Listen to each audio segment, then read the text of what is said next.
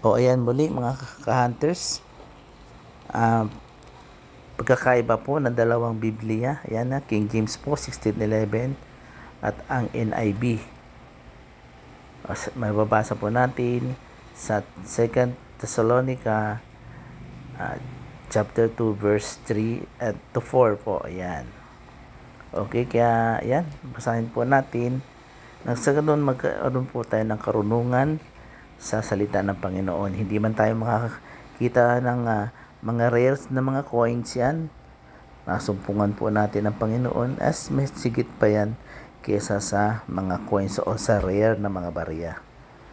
Kaligtasan po ang masusumpungan natin.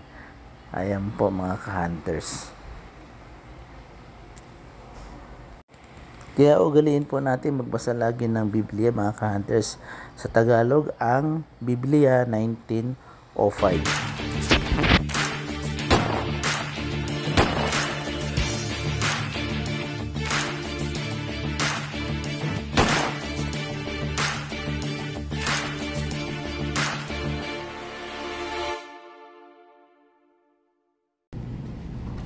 Okay, dumako na po tayo mga ka-hunters dito sa ating bariyang tatalakayin. Ayan, nakikita po natin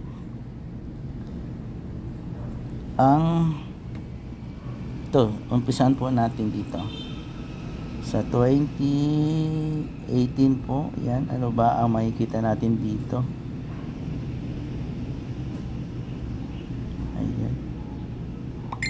Ayan, dito po natin makikita yan sa age na kung saan ayan po yung pagkaka-readed po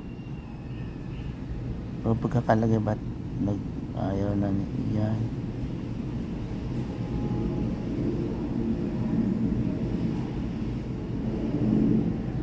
No.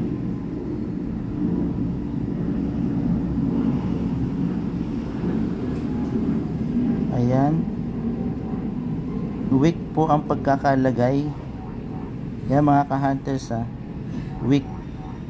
Ayan.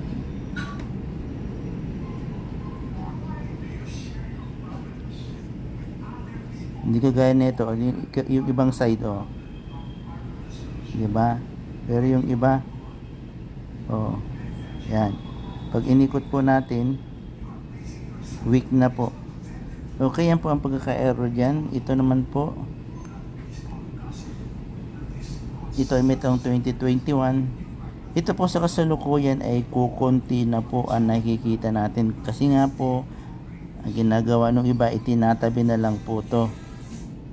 So kung may value, wala naman pong value to. Maliban na lang po ay common face value na lang po to. Maliban na lang po kung may error po.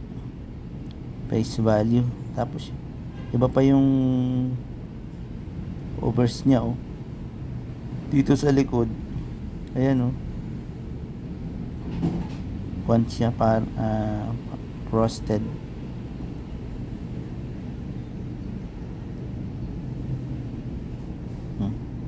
Ito plain na plain sa harap.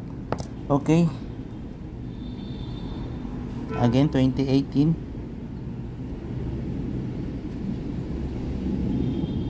Ayan po 2018. Ayan mga ka-hunters, yan po yung mga error niya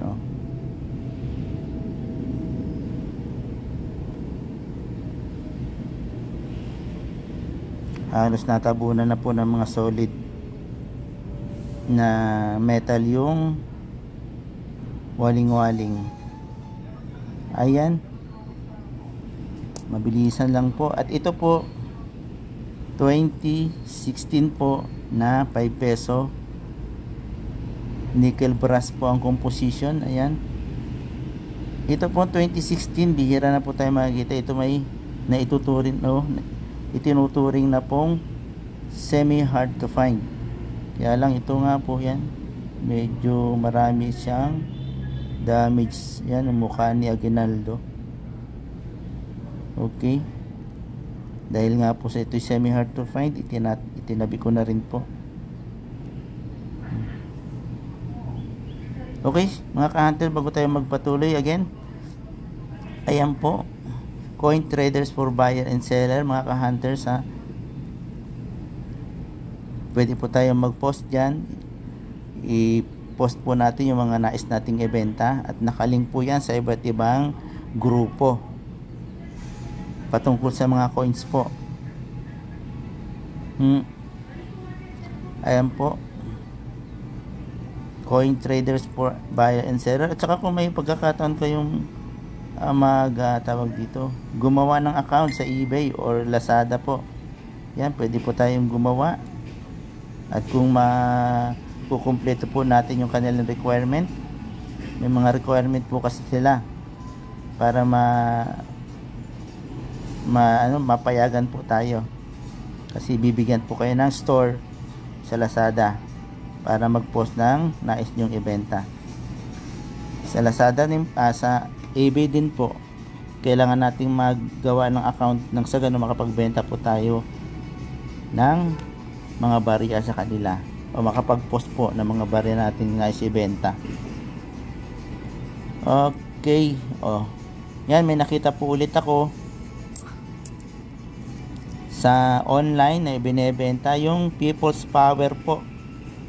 People's Power siya na coins. Ito pong People's Power, mga ka-hunters, ay hindi po matatagpuan sa sirkulasyon. Ayan po, People's Power commemorative coin. Ito po ay collectible. Yan, napakalaki po. Ayan po, may box pa po yan, mga ka-hunters. Yan, nakapost po yan sa eBay.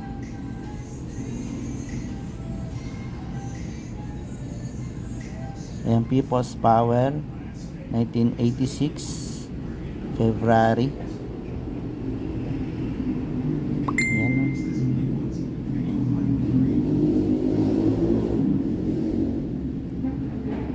ayan, may sulat pa, Certificate of Authenticity. Okay, ayan po, napakaganda po. So ito po ay, itong coins po na to ay proof, kaya hindi po natin makikita to sa sirkulasyon. Yan, proof. At yan, nakalagay dito, ito po ay may value na 500. 1988 People Power Revolution Philippines 500 peso sterling silver proof coin. Ito po ay isang silver coin. Meron pong lumabas dito na isa yung 10 pesos po, pero hindi po siya proof, kundi hindi po siya silver kundi nickel po. Marahil kulay puti din po siya, mga ka-hunters. Yan po yung nagbebenta o nag-post po, Fred 1252. Ayan, binebenta niya po ng 20,000 pesos. Quantity available, isa. Ito lang yung hawak niya. Gusto niya na sigurong pakawalan. People Power Revolution. Okay, mga ka-hunters. Okay. Ayan po, tungo na po tayo dito sa 20 na 10 piso. Ayan, 2020 po na 10 piso, mga ka-hunters. Ito pong 2020 na 10 piso, maaring semi hard to find na lang po ito, hindi na hard to find. Noong mga nakaraang araw ay may nagpost po nito sa online na binebenta niya po ng 4,000 mahigit. Dahil nga po, siyempre wala pang gaanong lumalabas doon. Akala natin ay hanggang 2019 lang po ang ginawa ng Bangko Sentral. Kung makikita po natin yung emblem o logo ng Bangko Sentral, panahon pa po ng nakarang administrasyon. Hindi lang po ito siguro inirelease kaagad-agad.